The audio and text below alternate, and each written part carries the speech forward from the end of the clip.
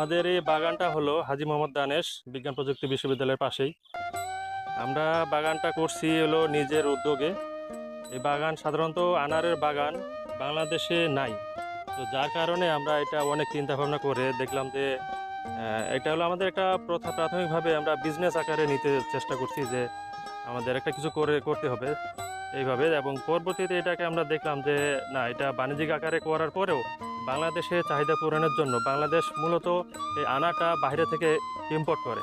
তো সেই ক্ষেত্রে আমরা যদি এই বাগান নিজেরা করে বাংলাদেশে চাহিদা পূরণ করতে পারি এবং হচ্ছে এটা আমরা মানে বড় আকারে করলে সেটা আমরা বাইরেও রপ্তানি করতে পারবো। তো এই চিন্তা ভাবনা মাথায় নিয়ে আমরা বাগানটা শুরু করলাম। ইনশাআল্লাহ আমাদের বাগান আজকে আমাদের বাগানের বয়স হলো 4.5 বছর, এবং আপনারা দেখেছেন অনেকে এবং দেখবেন যে বাগানে আমাদের যথেষ্ট হচ্ছে ফলন হয়েছে। তো এরকম আমাদের এই ফলন মানে তুলনামূলক বাহিরের যে দেশ থেকে যেগুলো আনায় বা সেই বাইরের দেশের বাগানেও আমরা দেখছি। তো সেই তুলনায় আমাদের দেশের বাগানের ফলনটা বা রেজাল্ট যেটা আমরা নিশ্চিত শতভাগ সফল।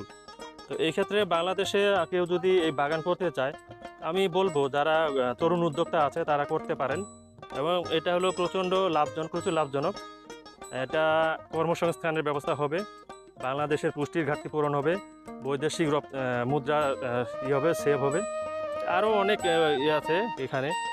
আমরা সেই চিন্তা ভাবনা করে মাথায় নিয়েই আমরা এটা এখন একটু বড় আকারে করার চিন্তা ভাবনা করেছি। তো যারা তরুণ উদ্যোক্তা আছে তারা এই বাগানটা করতে পারে।